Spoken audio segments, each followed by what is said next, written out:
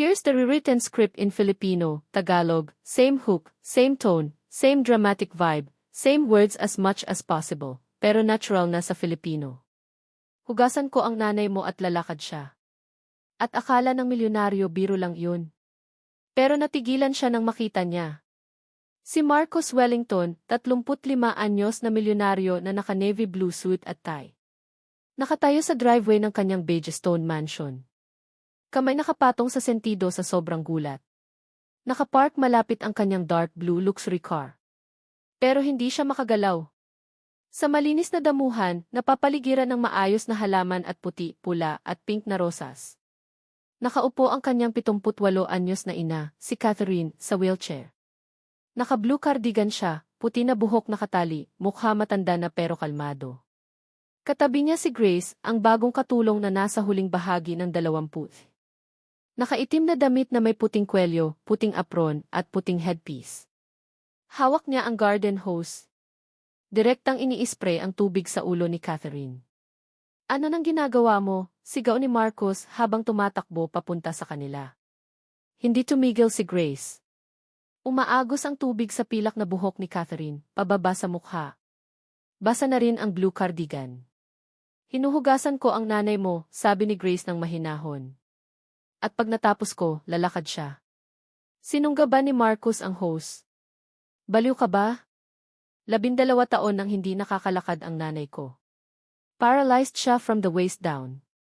Milyon-milyon ang ginastos ko sa mga espesyalista. Neurologists mula Switzerland, physical therapists mula Japan. Experimental treatment sa Germany. Wala talagang nangyari. At akala mo kaya ng garden hose? Sa wakas tumingin si Grace sa kanya, matatag ang tingin. Lahat ng doktor na iyan, nilunasan nila ang katawan niya. Wala man lang sa kanila ang nag-alaga sa isip niya. Kalokohan yan, sigaw ni Marcos. Pinakamahusay sa buong mundo ang hinir ko. Lahat sila sinabi pareho, permanent spinal damage. Walang pag-asa. Kailan huli nilang sinuri talaga siya? Tanong ni Grace ng mahina. Natigilan si Marcos. Ano? Kailan huli? Yung tunay na examination. 6 na taon na siguro o 7. Pagkatapos sabihin ng ikalimang espesyalista na wala na talaga. Tigilan ko na siya. Bakit ko papapahirapan ng walang pag-asa? Kaya 6 na taon, walang nag-check kung may nagbago man lang, sabi ni Grace. Tinanggap mo lang ang sinabi nila noong bagong natamaan pa lang siya, tapos sumuko ka na. Naghalo ang galit at guilt sa dibdib ni Marcos. Hindi ako sumuko. Binigyan ko siya ng pinakamabuting pangangalaga, pinakamagandang wheelchair, pinakamahusay na nurses, lahat ng kailangan niya para maging komportable. Comfortable, ulit ni Grace, hindi nanunumbat, hindi naninisi. Basta comfortable. Tumingin siya kay Catherine. Enrique Wellington, may itatanong po ako. Pag naliligo kayo, yung mga nurses, mga tagapag-alaga, mainit ba lagi ang tubig? Siyempre, mahinang sagot ni Catherine. Lagi mainit. Si Marcos ang may gusto noon. At hinahawakan ba nila ang mga binti ninyo ng mahinahon, maingat na parang madaling mabasag? Dahan-dahang tumango si Catherine, unti-unting lumiliwanag ang mata niya sa pagkaunawa. Lumuhod si Grace, hawak pa rin ang hose. Yun po ang problema. Mainit na tubig, mahinahong hawak. Nasanay ang katawan mo. Tumigil na mag-react ang nerves dahil wala namang dapat i-react. Naging background noise na lang lahat. Pero ito di. Itinaas niya ang hose. Malamig to, nakakagulat. Hindi kayang baliwalain ang nervous system mo. Tumingin siya kay Marcos. 12 taon nang naliligo ang nanay mo sa kaginhawahan. Walang nagbigay ng challenge sa katawan niya. Walang malamig, walang pressure. Walang dahilan para gumising ang nerves niya. Hindi ganyan yun, sabi ni Marcos pero halatang hindi na sigurado. Talaga ba? Binalikan ni Grace ang tubig, ngayon sa mga binti ni Catherine, kahit suot pa ang damit. Enrique Wellington, focus po kayo. Talagang focus sa mga binti ninyo. Huwag sa iniisip ninyong dapat maramdaman sa totoong nararamdaman ninyo ngayon. Ipikit ni Catherine ang mata, seryosong nakakonsentra. May nararamdaman ako. Parang mahinang kuryente. Tingin ko imagination lang. Hindi imagination yan, matigas na sabi ni Grace. Wellington, halika po rito. May ipapakita ako. Lumapit si Marcos ng dahan-dahan. Kinuha ni Grace ang kamay niya at pinatong sa kaliwang hita ni Catherine, sa itaas ng tuhod. Pindutin po ng mahigpit. Hindi mahinahon. Mahigpit. Pinindot ni Marcos at napahalinghing ang nanay niya. Naramdaman ko yon, Marcos. Talagang naramdaman ko. Pero paano, bulong ni Marcos, nagsisimula ng tumulo ang luha. Malamang isang beses lang sinuri ng mga doktor na yon, binasa ang lumang report. At nag-assume na lang base sa dati, sabi ni Grace. Magaling ang medisina, pero tao pa rin ang doktor. Nakikita nila kung ano ang inaasahan nila. Wala silang inaasahang gagaling, kaya hindi sila naghanap ng paggaling. Parang sinampal si Marcos. Pinoprotektahan ko lang siya. Inilibing mo siya ng buhay, sabi ni Grace, hindi masakit ang salita. Sa kabutihan, pera, at kaginhawahan pero buhay pa siya, Wellington. Nakalimutan lang niyang buhay pa siya.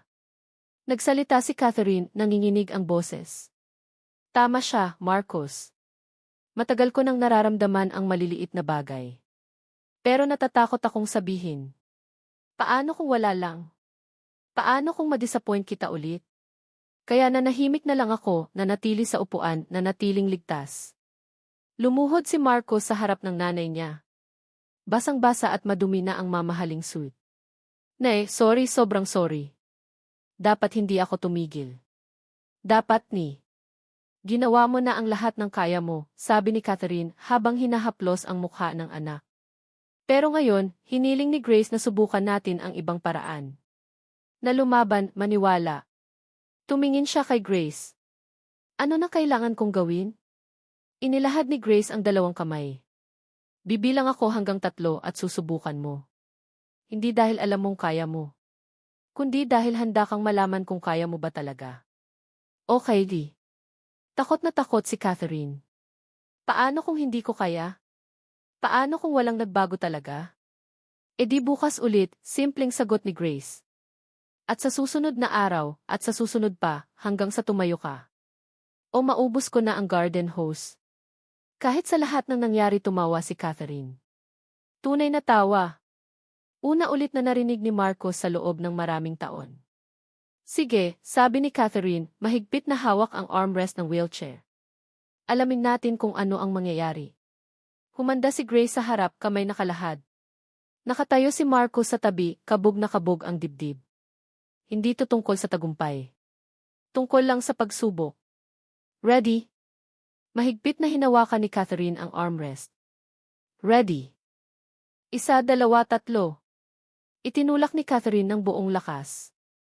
Nanginginig ang braso, nanigas ang mukha sa pagsisikap. At imposible man, tumaas siya ng 3 inches mula sa upuan.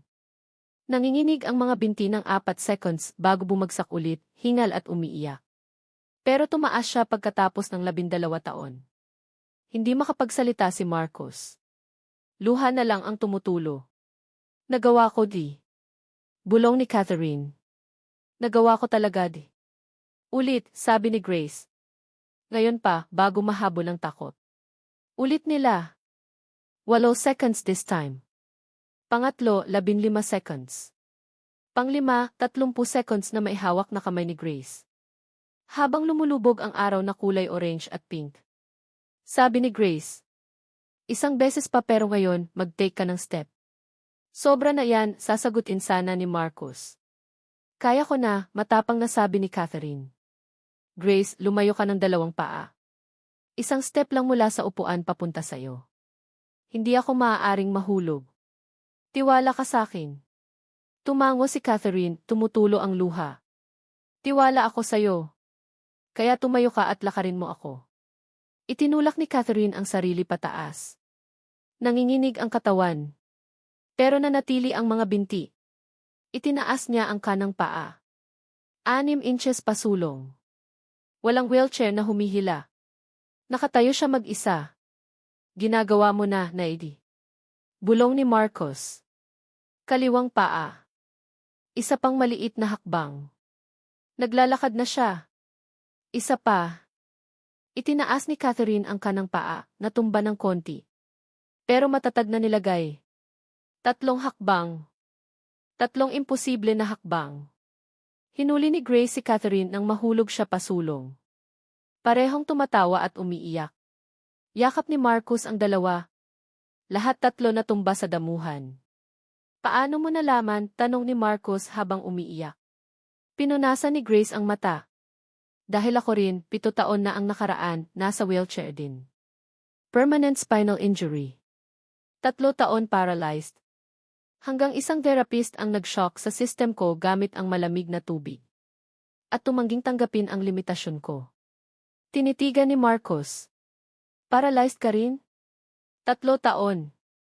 Ang nanay mo, sa loob ng ilang buwan, maglalakad na iyan gamit lang ang baston. Tumayo si Grace, pinagpag ang damo sa damit. Kaya ko kinuha tong trabaho. Para tulungan ang mga tao na maalala. Hindi sila sira. Nakalimutan lang. Tiningnan ni Marcus ang nanay niya. Hinahaplos pa rin ang mga binti ng may pagkamangha. Salamat ni. Bulong niya.